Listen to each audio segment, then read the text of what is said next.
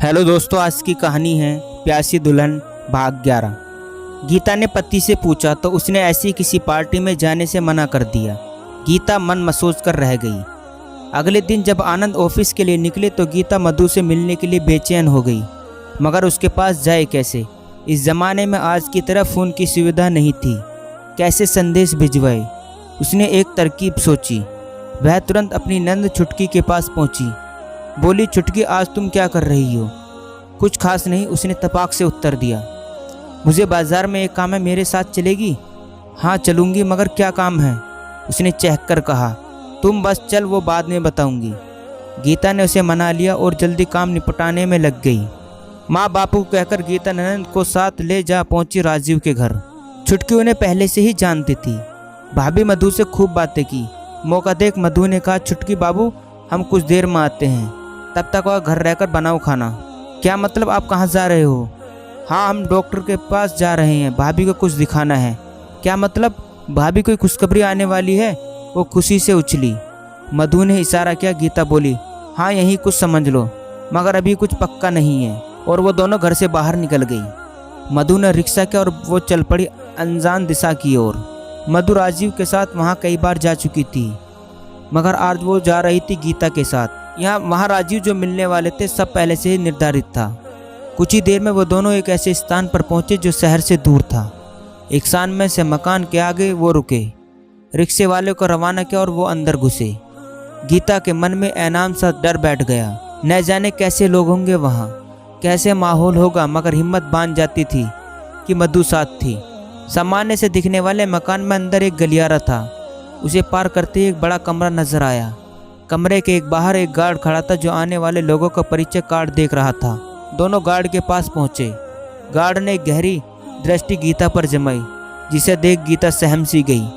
मधु ने उसे कार्ड दिखाया और उसने दरवाज़ा खोल दिया। अंदर का नज़ारा देख गीता भौचक्की रह गई। यह आलीशान महल जैसे एक बड़ा हॉल था। बीच में झूमर और चारों ओर बड़ी बड़ी मोमबत्तियों की रोशनी से जगमगाती मोतियों की झालरें। चारों ओर खाने की मेज़ें, आरामदायक कुर्सियां और सामने विभिन्न प्रकार की शराब की बोतलों से सजा मैखाना। दिन में भी रात जैसा माहौल। अजीब सी सुगंध, मदहोश कर देने वाला संगीत। चारों ओर पुरुष और महिलाओं की मौजूदगी। हाथों में गिलास और मधुर संगीत की धुन पर लड़खड़ाते पैर। सब कुछ अजीब सा लग रहा था। गीता ने ऐसे माहौल कभी नहीं देखा था। मधु से बोली, मधु जी मेरा जी घबरा रहा है, राजीव जी कहाँ हैं? मधु मुस्कुराए, अभी तो पार्टी शुरू हुई है, राजीव जी भी आते ही होंगे। आओ हम इस टेबल के सामने बैठते हैं। उसने एक टेबल की ओर इशारा किया। चारों कुर्सियों को इस टेबल पर दो जोड़े पहले से ही बैठे थे। कीचा सकुचाती हुई कुर्सी के किनारे पर बैठ गई। मधु सामने की ओर बैठी ही थी कि राजीव सामने से आता दिखाई दिया। उनकी बाहों में कुछ सुंदर सी महिला थी जो उनसे चिपक कर चल रही थी। राजीव की मौजूदगी में गीता को कुछ हिम्मत जरूर हुई, मगर उस महिला को देखकर बेचैनी होने लगी। उसने दबी जुबान में मधु से पूछा, इनके साथ ये औरत कौन है? मधु सीट से खड़ी होते हुए बोली, गीता जी यहाँ सब यही चलता है। यहाँ सब आज़ाद हैं, जिसको चाहे मर्जी करे। कोई गिला शिकवा नहीं है, सब मर्जी के मालिक हैं यहाँ। ये सब और भी इतने खुले रूप में देखकर दिमाग चकरा गया। तभी एक नशेड़ी आया और मधु के गालों पर चिकोटी काटते हुए बोला, आज तो बड़ी मस्त लग रही हो मधु जी। मधु ने उसकी ओर एक मधुर मुस्कान बिखेर दी। गीता को ये सब बड़ा अजीब लगा। उसने मधु का हाथ पकड़ा और एक कोने में ले जाकर बोली, मधु जी यह सब कुछ अच्छा नहीं लग रहा, मेरा दम घुट रहा है, यहाँ से चलो। राजीव ने गीता का हाथ पकड़ा और बोले, अरे यहाँ कोई किसी के साथ ज़बरदस्ती नहीं करता, तुम परेशान क्यों होती हो? हम है ना? नहीं मुझे नहीं रुकना है, जाना है अभी। उसने हाथ झटका। ठीक है अभी चलते हैं, पहले कुछ खा पी तो लो, राजीव ने प्यार से समझाया। मगर गीता कुछ कहने वाली थी कि मधु ने उसके होठों पर उंगली रख दी। गीता चुपचाप कुर्सी पर बैठ गई। एक वेटर आया और 3 गिलास रख गए। उनमें थोड़ी थोड़ी शराब थी। क्या खाओगी गीता जी? राजीव ने पूछा। मैं कुछ नहीं लूँगी, आप लोग खा पी लो, मैं बैठी हूँ। गीता ने दोनों हाथ बांध लिए।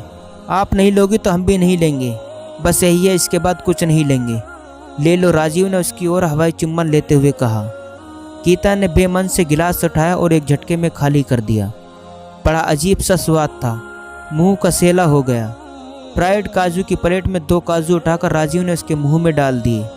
थोड़ा चबाया तो मुंह का स्वाद कुछ ठीक हुआ। मधु धीरे धीरे पैक पी रही थी। संगीत पर नाचते जोड़े में थिरकन बढ़ने लगी।